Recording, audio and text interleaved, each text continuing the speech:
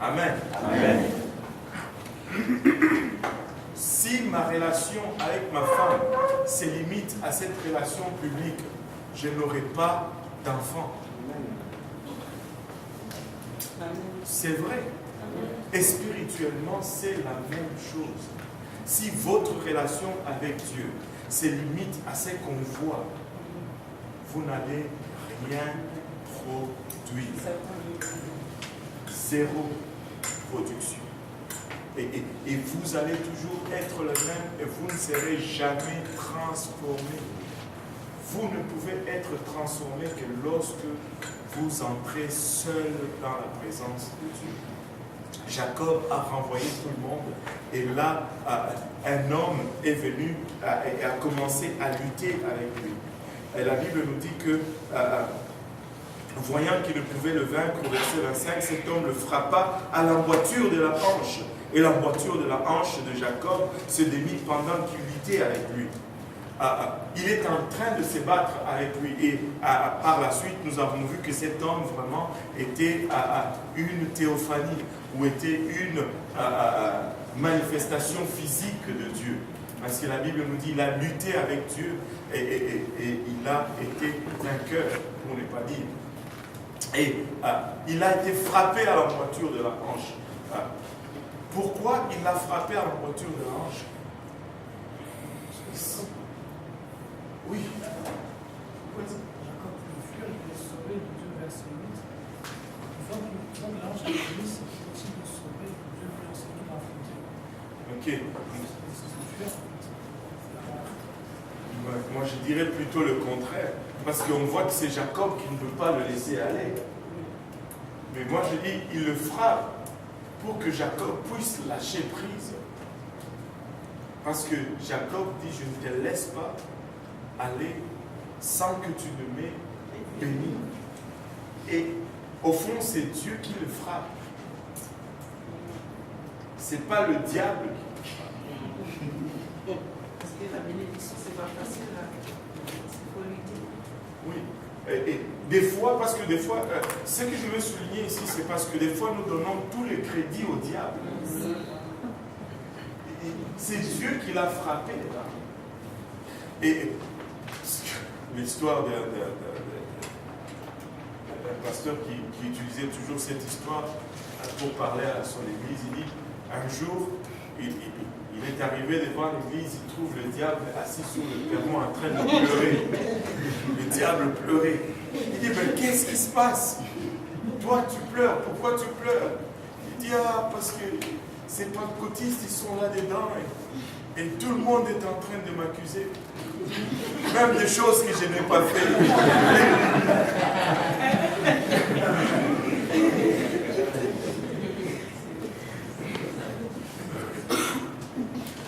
C'est Dieu qui l'a frappé. C'est pas le diable. Écoutez, regardez Jésus-Christ avec la femme syro-phénicienne. Seigneur, aie pitié de moi, ma fille souffre terriblement.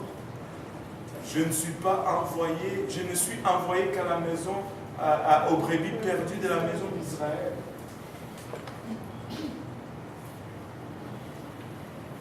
Le Seigneur Jésus-Christ a donné toutes les excuses possibles à cette femme pour qu'elle dise, toi et tes miracles, waouh, waouh.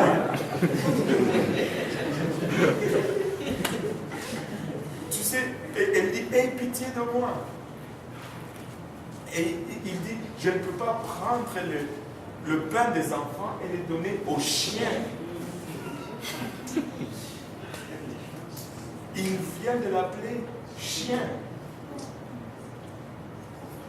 Qui d'entre nous allait rester là? 2013, au Canada, au Québec. Pour qui tu te prends, toi?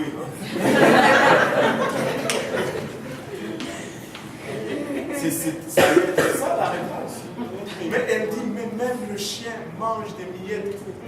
Elle avait toute l'excuse. Des fois, c'est Dieu qui va te donner l'excuse pour que tu partes. Donc la prochaine fois qu'un frère te marche sur l'orteil, c'est peut-être Dieu qui cause ça pour voir si tu vas vraiment rester.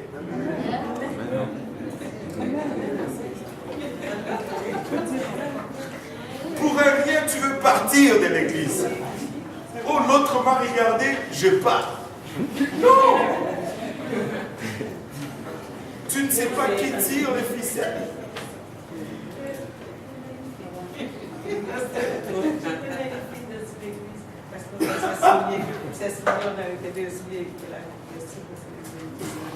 Écoutez, on doit lutter. On doit montrer que notre décision est faite. Écoutez, faites ce que vous voulez. Je ne quitte pas l'église. Je ne quitte pas. Tu dis non, tu dis ça, monsieur le pasteur. Non. Même si vous m'enlevez le pastorat, je ne quitte pas. Où est-ce que je vais aller?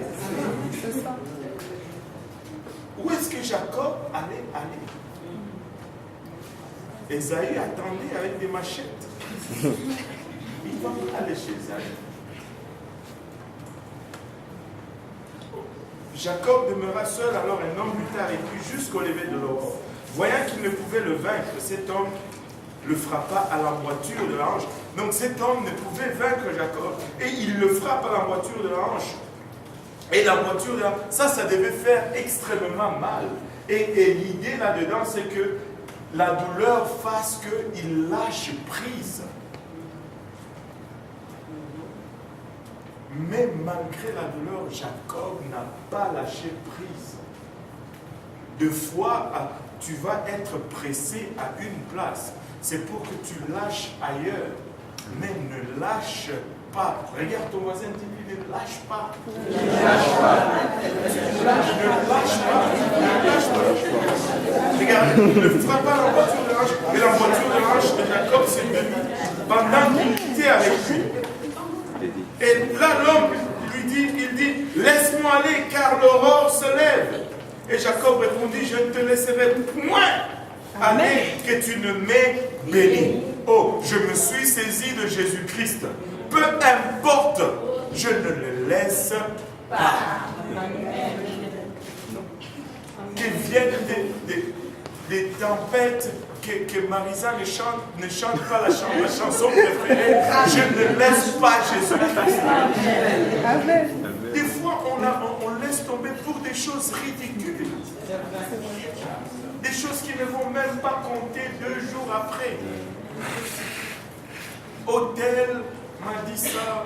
Mais écoute, lui aussi n'est pas parfait. Je ne le lâche pas. Et Jacob répondit, je ne te laisserai point aller que tu ne m'aies béni. Il lui dit, quel est ton nom? Oh, quelle question bizarre. Si nous prenons pour acquis que la personne avec qui il est en train de lutter, c'est Dieu. C'est l'ange de l'Éternel, c'est lui. Mais il lui demande, quel est ton nom? Est-ce qu'il ne connaissait pas le nom de Jacob? Il ne connaissait pas qui il était en train de lutter avec? Il le connaissait. Et très souvent, quand Dieu pose une question, tu vas voir que très souvent, c'est pour que nous ayons la réponse. Ce n'est pas pour que lui, il ait la réponse. C'est pour nous faire voir quelque chose. Dieu lui demande, quel est ton nom? Et en ce moment-là, Jacob, au fond, Dieu est en train de lui demander, qui es-tu vraiment? Et il devait se regarder dans le miroir et dire, je suis Jacob. Je suis un supplanteur. Je suis un escroc. Il devait se reconnaître d'abord qui il est lui-même. Avant que Dieu ne puisse faire quelque chose pour lui, il devait d'abord reconnaître qui il est. Si tu ne reconnais pas qui tu es, Dieu ne peut rien faire pour toi. Dieu ne peut rien faire pour toi. Au fond, personne ne peut rien faire. Mais nous devons d'abord regarder qui nous sommes. Et c'est pourquoi cette question d'entrer dans l'intimité devient très, très important. Je vous ai dit tout à l'heure que si tu ne rentres pas dans l'intimité, Dieu ne peut te changer. Voilà pourquoi. Parce que pour que tu changes, il faut d'abord que tu reconnaisses qui tu es. Il faut que tu reconnaisses qu'il y a des choses à changer. Et cela n'arrive jamais en public. Nous tous ici, nous mettons des faces. Nous sommes au meilleur de nous-mêmes. Moi, je ne suis pas vraiment qui vous voyez. Les psychologues disent ceci. Tu es vraiment celui que tu es lorsque personne ne t'observe. Quand tu es seul dans ta chambre et que tu sais que personne ne te regarde, ce que tu fais là, c'est celui-là que tu es vraiment.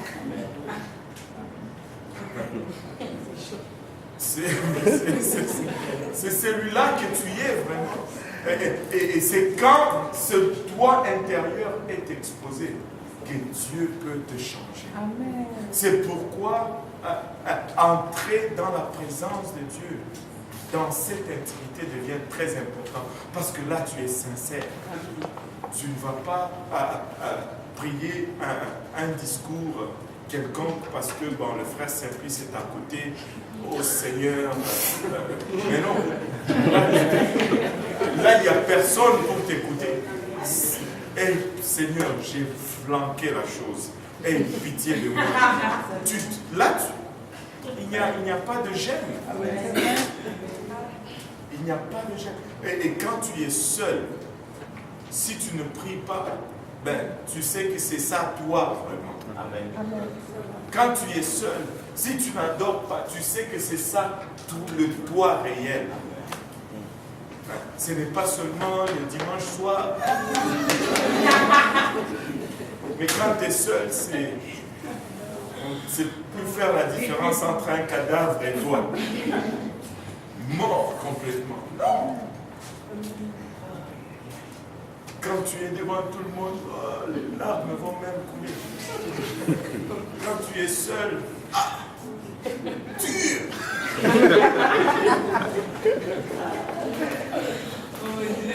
Rentre dans la présence de Dieu, prie lorsque tu es seul jusqu'à ce que tu pleures. Amen. Vois comment cela va attendrir ton cœur. Et laissez-moi vous dire, si tu veux être transformé, on m'avait donné cette formule et ça marche. Va dans la présence de Dieu seul. Prie jusqu'à ce que tu pleures. Et quand tu sors de là, ne parle jamais de cette expérience à personne. Parce que dès que tu en parles, tu défais ce que tu as fait là-dedans. Parce que l'orgueil prend le dessus.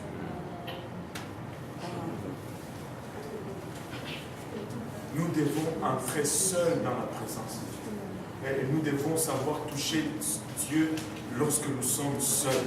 Oui, nous devons le toucher lorsque nous sommes ensemble. Mais nous devons, c'est aussi important de le toucher lorsque nous sommes seuls. Parce que c'est seulement là que Dieu vraiment opère en nous et nous transforme.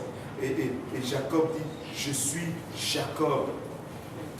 Quel est ton nom? Et il répondit Jacob. Il dit encore, ton nom ne sera plus Jacob, mais tu seras appelé Israël.